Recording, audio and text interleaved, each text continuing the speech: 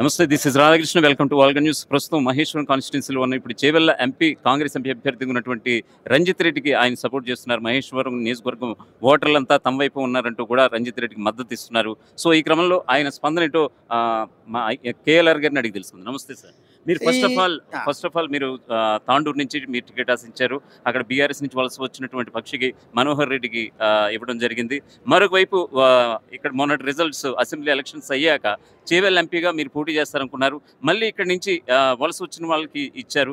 ఇదేంటి మీకు ఇంకా రేవంత్ రెడ్డి వర్సెస్ కేఎల్ఆర్ కింద నడుస్తుందని బయట అయితే టాక్ నడుస్తోంది. దీనికి మీరు ఇచ్చే స్పందన ఏంటి? అధిష్టాన వర్గం నిర్ణయం ప్రకారము పార్టీ నడుచుకుంటుంది.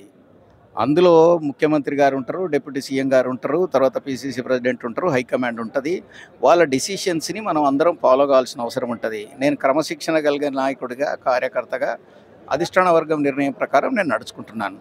దాన్ని అధిష్టాన వర్గం ఏ నిర్ణయం తీసుకున్నా అది నేను స్వాగతిస్తాను. ఎటువంటి హామీతో మీరు ఇంకా పార్టీలో కొనసాగడానికి మీరు ఉన్నారు ఖచ్చితంగా. ఆ రోజు పీసీసీ చీఫ్గా ఇచ్చినటువంటి రేవంత్ రెడ్డి గారి టైంలో ఫస్ట్ రిజన్ మీదే ఉంది. సో ఆ క్రమంలో కొద్దిగా ఆయన ఏదో మీ పట్ల వివక్ష చూపుతున్నారు అనేది పక్కన పెడితే కనుక మొన్న తుక్కు కూడా సభ వేదికగా మీరు అందరూ కలిసి వెళ్ళినటువంటి పరిస్థితి. సో అంత సమస్య ఎంత సమస్య అనుకోవచ్చా కాంగ్రెస్ పార్టీలో మీ ఇద్దరి మధ్య ఉన్నటువంటి వైరం? అందరు అనుకుంటున్నట్టుగా అది వైరం అనేదే లేదు. మేమిద్దరం చాలా దగ్గర మిత్రులము, మొదటి నుంచి కూడా చాలా దగ్గర మిత్రులము.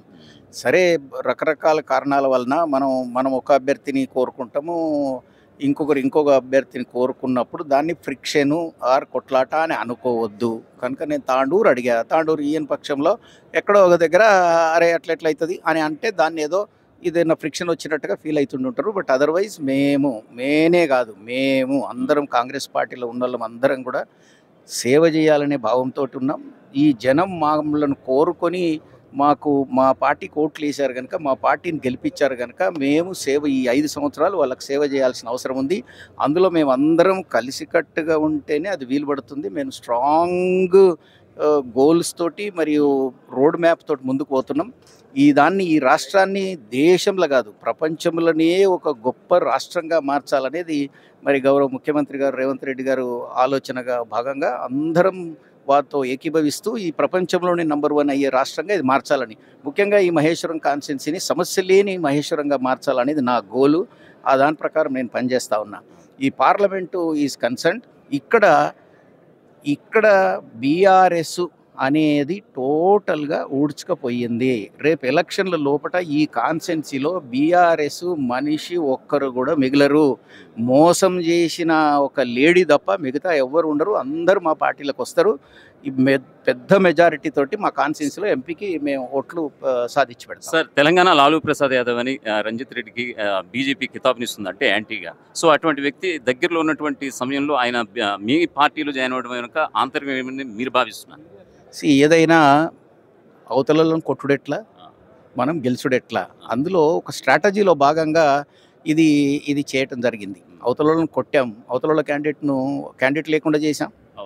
2 మా దగ్గర మేము ఆయన కలిస్తే డబల్ ఎఫెక్ట్ వచ్చేటట్టుగా స్ట్రాటజీ వర్కౌట్ చేశాం. కనుక ఇది వెరీ గుడ్ స్ట్రాటజీ. మేము తప్పకుండా చేవెళ్ల పార్లమెంట్ పరిధిలో 4 స్థానాలు మినహా మిగతా 3 స్థానాలు అంటే పరిగి, వికారాబాద్, తాండూరు మినహా మిగతా 4 అసెంబ్లీ స్థానాలు కూడా బీఆర్ఎస్కి చెందినవి. సో ఈ క్రమంలో చేవెళ్ల పార్లమెంట్ పరిస్థితి ఏ విధంగా ఉండిపోతుంది? కాంగ్రెస్ ఖచ్చితంగా గెలుస్తుందన్న ధీమాతో ఎంతవరకు ఉన్నారు మీరు? ఎందుకుంది అంటే బీఆర్ఎస్ కొలాప్స్ అయిపోయింది కనుక.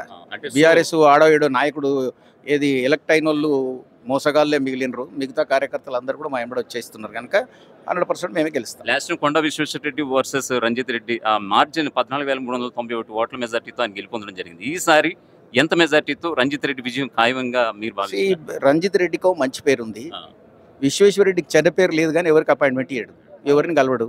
ఇంటికి వస్తే నువ్వు ఎందుకు వచ్చినావు, అపాయింట్మెంట్ తీసుకొని వచ్చినావు అంటాడు. ఎంత మెజార్టీతో మీరు గెలిపించబోతున్నారు?